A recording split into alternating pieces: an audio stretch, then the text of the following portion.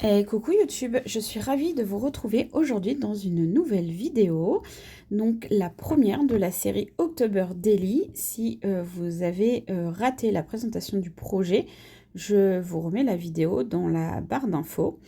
Et dans cette première partie de vidéo, on va faire la couverture avant et arrière ensemble.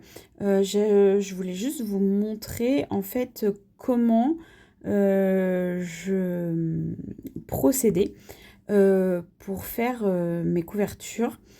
Donc moi j'utilise en fait du cartonnage que j'achète, mais vous pouvez prendre des calendriers, vous pouvez prendre du carton de boîtes de céréales, d'emballage cartonné de ce que vous voulez. Donc j'utilise ça et là du coup je suis partie sur du papier noir dans les blocs, vous savez les blocs 3 couleurs de papier de chez Action. Vous avez du blanc, du noir et du craft. Donc là j'ai pris le papier le plus épais noir que je vais venir en fait coller sur mon cardstock. Donc c'est comme ça que je fais mes couvertures et comme vous avez pu le voir, j'étale la colle avec un pinceau silicone, histoire d'avoir vraiment de la colle en fait partout sur ma couverture. Parce que je veux vraiment que ça adhère bien. Alors après, vous pouvez aussi utiliser du double face, mais moi j'aime bien le faire à la colle. Donc je colle à peu près au milieu mon cardstock et je vais venir biseauter les bords. Alors avec un outil, alors je ne sais pas du tout comment s'appelle cet outil, mais ça fait partie des outils de reliure en fait que vous pouvez trouver par exemple chez Craftelier, mais le mien vient de chez Tout en Scrapant. Et j'ai la petite règle en T aussi pour quand vous faites des couvertures entières. Là, étant donné que je vais relier cet October Daily avec des anneaux de planeur, donc je ferai les trous avec ma multi-cinch. Donc une fois que vous avez biseauté vos bords, vous mettez de la colle en fait ou du double face sur les côtés et vous venez rabattre sur le cardstock. Donc c'est comme ça que je fais toutes mes couvertures quand je fais des reliures soit à anneaux classiques, les reliures de planeur ou les autres anneaux en long que j'utilise aussi avec ma cinch. Et ensuite, voilà, je viens bien maroufler en fait pour que la colle adhère bien. Voilà ce que ça donne. Je vous laisse regarder la suite puisque je vais faire exactement la même chose pour la couverture arrière.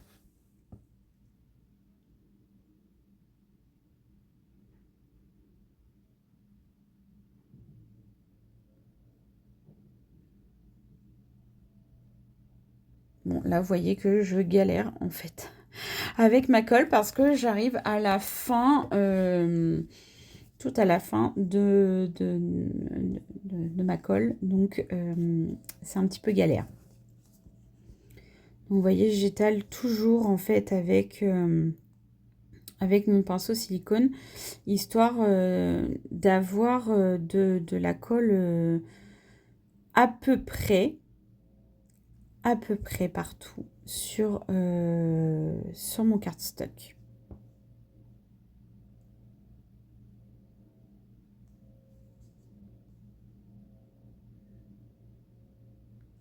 Bon, je sais pas vous comment vous comment vous procédez en fait pour faire vos couvertures.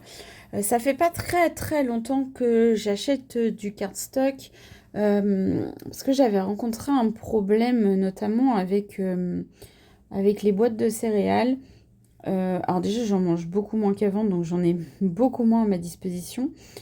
Et en plus, parfois, selon le papier sur lequel vous collez, il m'est arrivé des déconvenues où, vous savez, l'écriture en fait de la boîte de céréales est venue un peu avec la colle en fait s'imprimer sur mon papier qui était un peu beige, un peu clair et du coup j'ai gâché en fait un papier dans un projet comme ça à cause de ça et du coup on va dire que ça m'a un petit peu vacciné des boîtes de céréales ou alors il aurait fallu que je le colle au double face. Mais voilà, ce que je vous ai pas dit sur la première couverture tout à l'heure, c'est que vous voyez, je viens en fait avec mon plioir marquer en fait le pli sur le bord de mon cardstock pour pouvoir plier mon papier beaucoup plus facilement. Je trouve que c'est beaucoup plus pratique si vous marquez votre pli en suivant le bord de votre cardstock. Donc voilà, entre deux, je suis allée chercher un nouveau tube de colle. Donc là, j'utilise la Tacky Glue de chez Craftelier. Et avant, c'était aussi une Tacky Glue, mais c'était celle de chez Alins que j'adore. C'est une colle que j'adore, mais je voulais tester celle de Craftelier. Et avec le recul, j'en suis plutôt contente de celle de chez Craftelier. Je pensais pas que je serais aussi contente. Voilà, parce que c'était un premier essai. Et au final, elle me plaît bien, cette colle.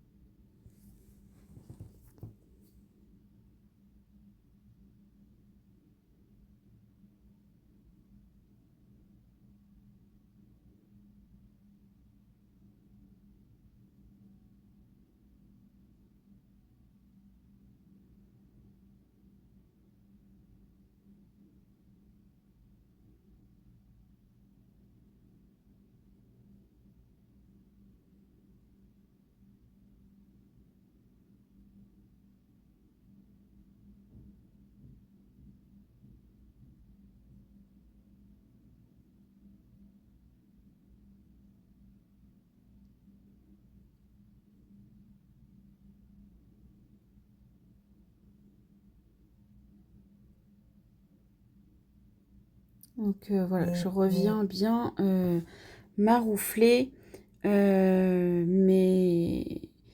côtés de mon papier. Donc là, je vais venir choisir la couverture, le papier pour la couverture intérieure. Pour la couverture intérieure de mon October Daily. Voilà, tout simplement. Je suis en train de perdre mes mots. Donc, je vais prendre le côté, donc, voilà, avec les petits fantômes chauves-souris et petites citrouilles. Donc, je vais venir prendre les mesures de mon cardstock. Et d'ailleurs, je crois que je ne vous ai pas dit en début de vidéo, ma couverture fait 15 cm de large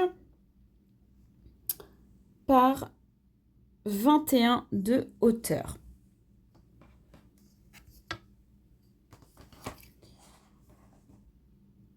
Donc je prends quasiment la même taille, j'enlève quelques millimètres en haut et en bas et sur les côtés pour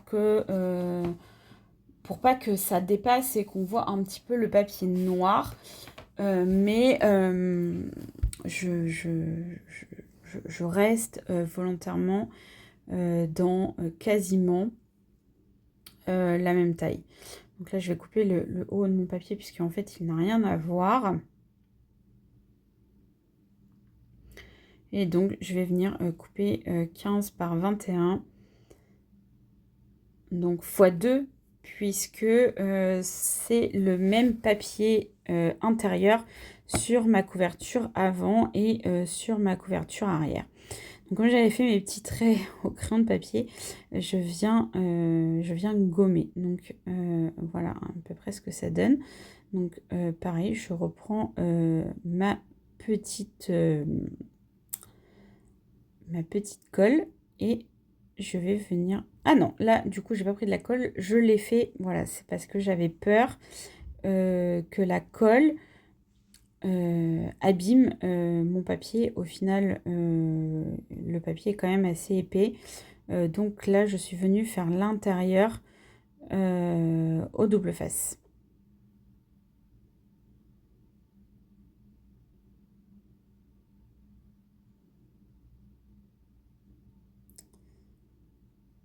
Voilà, donc là, c'est pareil, on teste le double face de chez Craftelier. C'est pareil, j'en suis également très contente.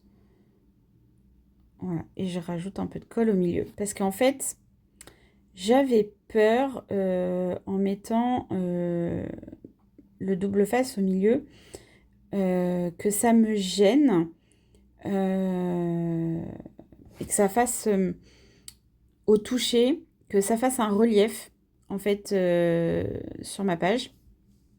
Donc c'est pour ça que j'ai préféré mettre du double face autour et mettre de la colle au milieu.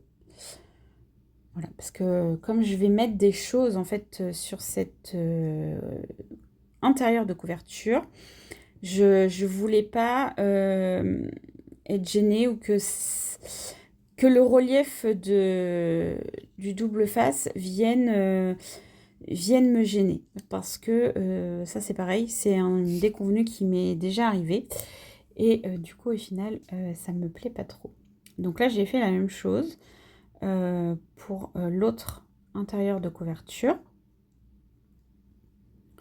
Et je vais refaire exactement la même chose. Donc n'hésitez pas à me dire en commentaire comment vous faites vos couvertures d'album ou de journal. Je serais ravie de prendre aussi vos idées si vous en avez. J'espère que la vidéo vous a plu et moi j'ai adoré partager ce petit moment avec vous.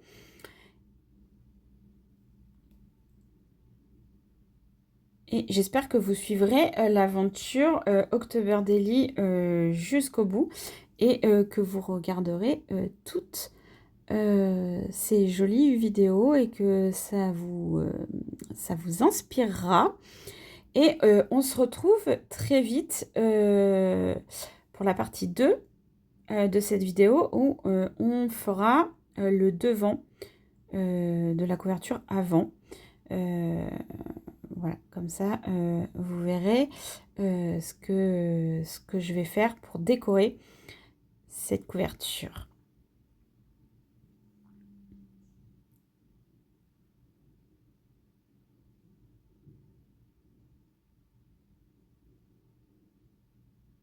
Voilà, je vous dis à très vite dans une nouvelle vidéo. Bye bye!